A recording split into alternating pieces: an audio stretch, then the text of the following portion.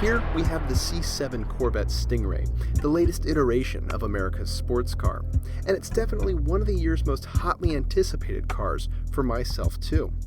Why? Well, it has a dramatic departure in styling that ushers it into a new era. We have more power, more grip, better braking performance, so it's faster too. But crucially, there's an unprecedented amount of technology that promises a new level of driving sophistication. But without any further ado, let's get behind the wheel.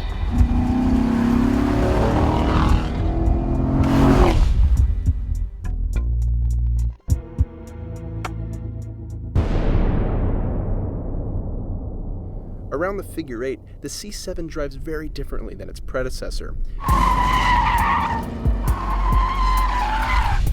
It likes slip angle, it likes sliding, and it put down a very impressive lap time and lateral G result.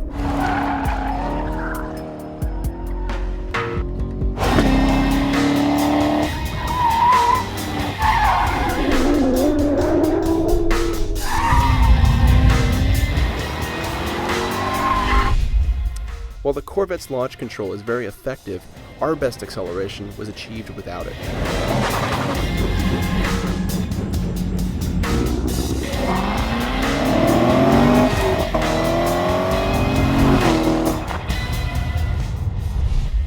Large rotors and sticky tires led to a very impressive stopping distance.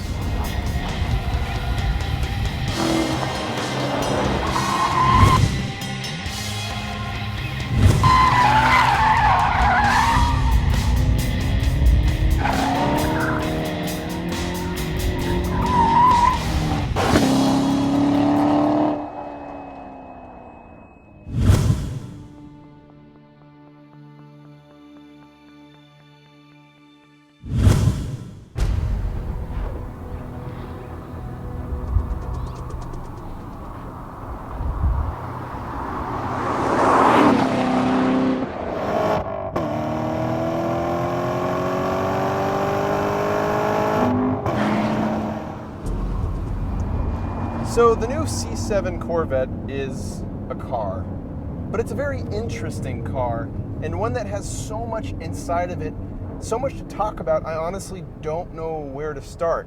So let's begin with the question I most like answering, and that is how it drives. It drives very well.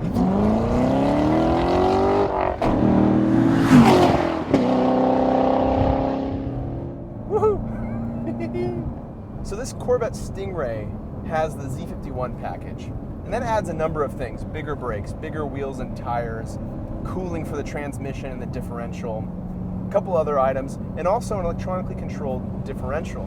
We also have dual mode exhaust, which gives us 5 horsepower, 5 torque, kind of negligible, but also a really nice sound when you get on the throttle hard.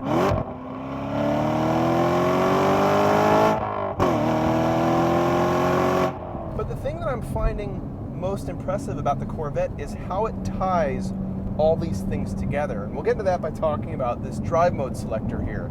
You have 5 drive modes. You have economical, you have touring, you have sport, you have track, and then you also have a wet weather mode.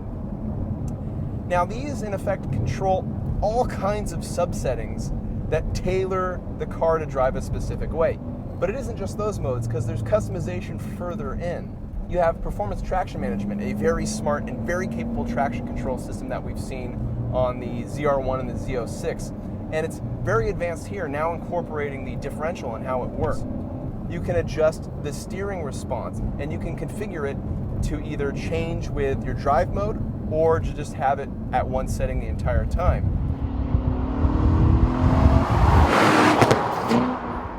When you really push this car at the limit, as we found out during testing, it's working all around your inputs. That differential, that electronically controlled differential, allows the engineers to tailor the behavior of this car to any driving situation.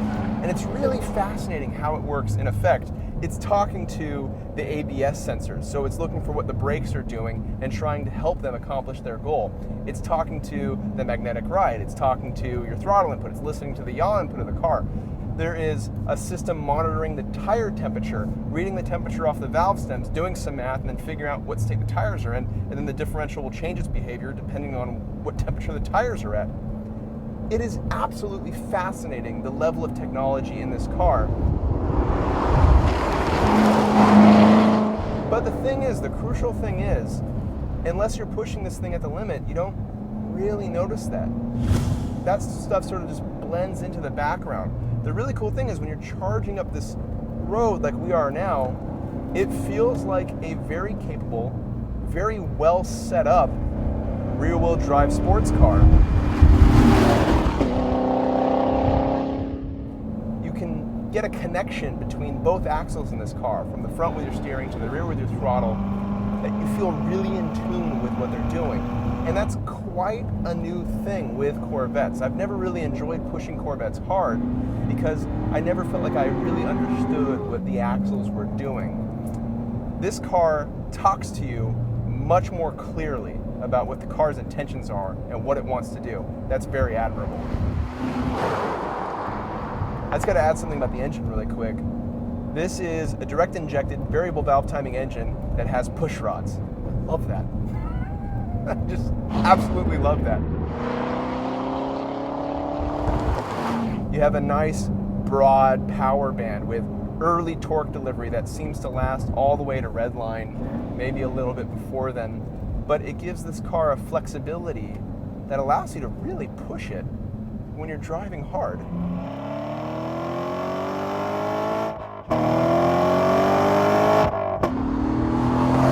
We also have a 7-speed transmission, which seems weird on paper, but in practice is just like a manual 6-speed with another cog. When you're on the freeway, you just throw it in 7. And this car actually pulls decently from 1,000 RPM in 7th gear when you're going 50 miles an hour. It's pretty nice what torque can do. One other system we have to talk about is the rev matching system. You have to turn it on every single time you drive the car, but it works brilliantly, especially on this road like we're driving right now.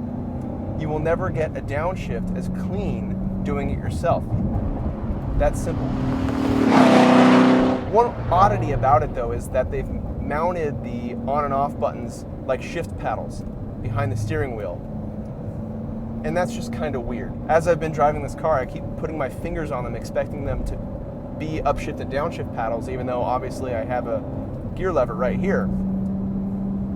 I just don't get why. But still, they're there, they work, it's something you'll get used to. And we haven't even touched on the interior yet, which is a dramatic improvement over the C6. It's completely different and every bit better because of it. This car has some options attached to it. We have a carbon fiber dash, we have some microfiber suede, and they're all really nice things to look at. But the functionality of it seems to work really well. We have this infotainment system, which I'm still adapting to and learning, but so far seems clever enough and useful enough to be very nice to use in long trips or drives or when you own the car. This center display, which is all digital and extremely customizable and tailorable, is really easy to read, really clear, and has a lot of nice neat little features in it. It'll tell you more than you could ever want to know about your car too, including how many revs it's had in its lifespan, which is kind of crazy, but cool as well. The Corvette has always been a very strong dollar to performance bargain, and this car continues that trend. It's incredible the amount of power and performance you can get out of this car for not a lot of money. But beyond that, I'm looking at the level of technology and sophistication and just general cleverness from the interior to the engine to the differential and so on, and how little money it takes to get all that. And I'm honestly surprised that they've been able to do it for so cheap.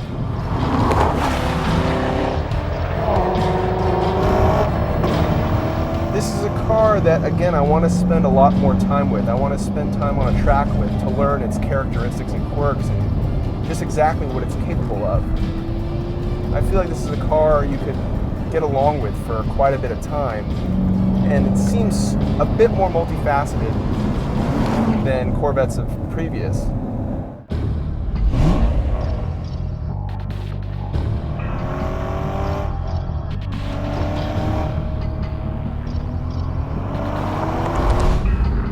The Corvette is, in many ways, overwhelming, spilling over with numerous technological innovations and clever little details.